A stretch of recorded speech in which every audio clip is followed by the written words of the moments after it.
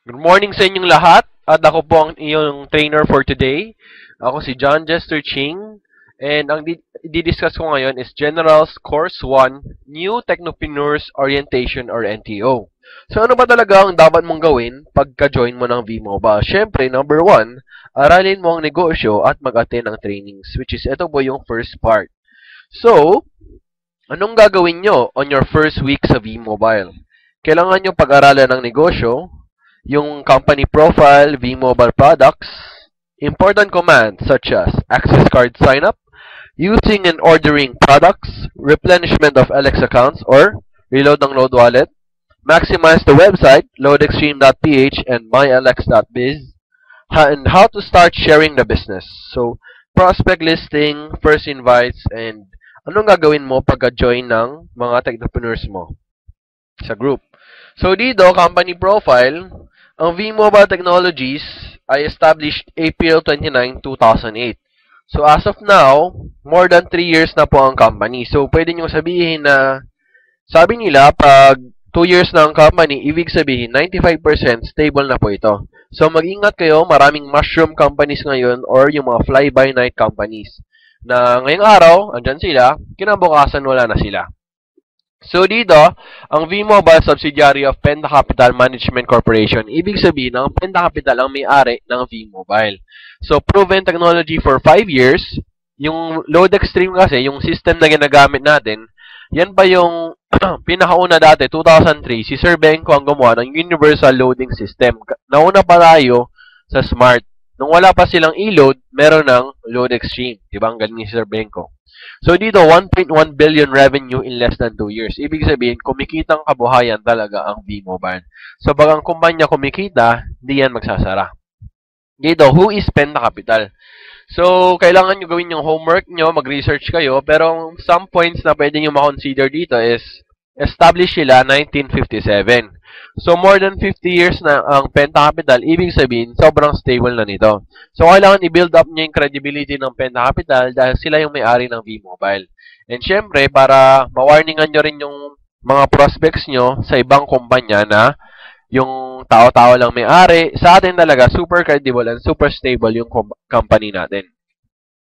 V-Mobile products, yan. Sobrang dami nating produkto. Cellphone cards. Yung mga cards na ini-scratch. Landline. Yung online cards. Yung mga broadband internet kasali na dyan. Globe Tattoo, Sun Broadband, Smart Bro. So dito, online gaming. Yung mga mahilig mag-games. And syempre, electronic loads like Smart, Globe, Sun, Talk and Text, TM, and Red. So more than 250 products. So dito, to know the updated list of products, kailangan nyo pumunta sa loadextreme.ph under products. So pagpunta nyo sa website, click nyo yung products, makita nyo doon, updated list ng produkto natin.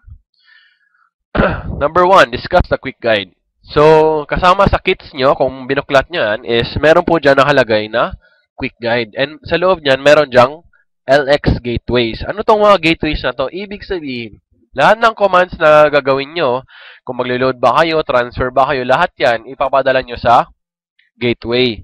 Pero dito sa gateways natin sa quick guide, medyo congested na siya. So, we suggest na gumamit kayo ng updated gateways.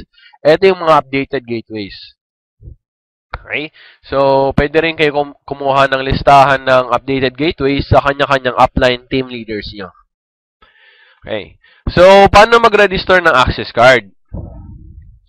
So, dito, pag gamit mo yung cellphone mo, merong format sa quick guide mo, LX space reg, space ID number, space SAC, yung SAC, subscriber activation code, located sa likod ng access card. Space birth date, remember to follow the format, which is month. Kung March ka, 03-22-1988. Okay, March 22, 1988, tandaan yung birthday ko. And then space, telco, kung Globe, Sun, or Smart. So, pag talk and text or TM, talk and text ka or red, ibig sabihin Smart ka. Pag TM ka, Globe, space your full name.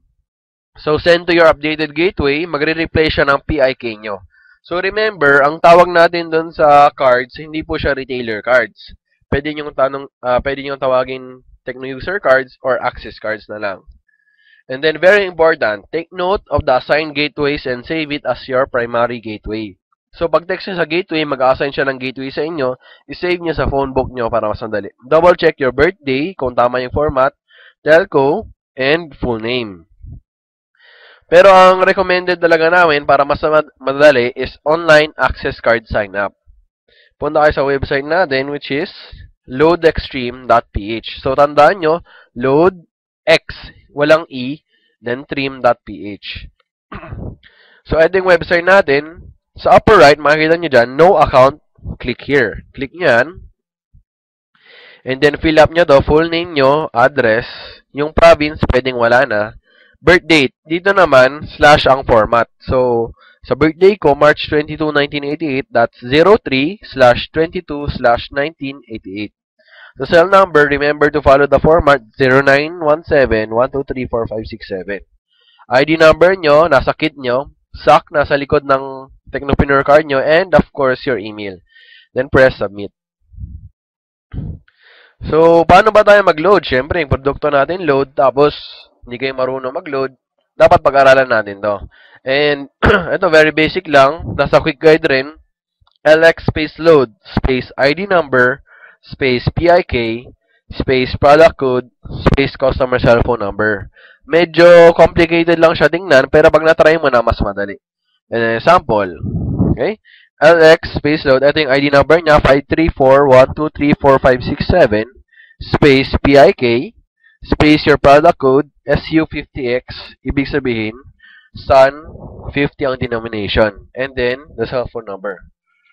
So, dito, sample it. Ang pinakaiba lang ang product code which is level up 100. Ang tatandaan nyo, pag ang auto-load, meron siyang X sa dulo. So, mas madali pag auto-load kasi automatic, pasok agad sa cellphone nyo yung load. Pag pin-based cards naman, kailangan nyo pa siya i-load. Kung paano mag-load ng pin-based cards, nasa product guide lang kasama sa kit. Okay?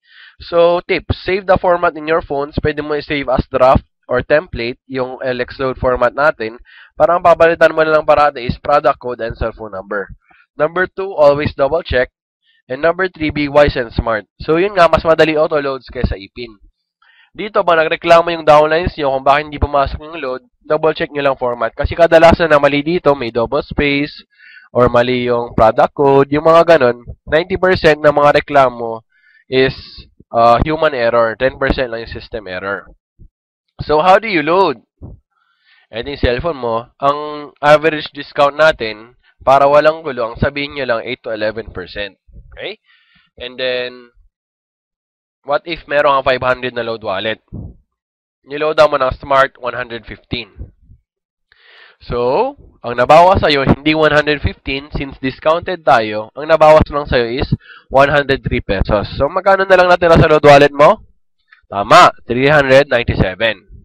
What if nag-load ka ng Globe? Siyempre, dahil discounted tayo, hindi 100 ang mababawas sa'yo, magkano?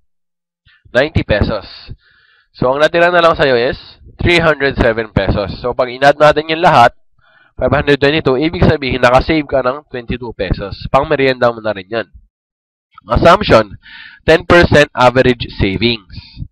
Tapos, 30 pesos yung load mo araw-araw, that's 900 pesos sa buong buwan. That's 90 pesos monthly savings. So, kung napansin nyo dito, average savings. Hindi ko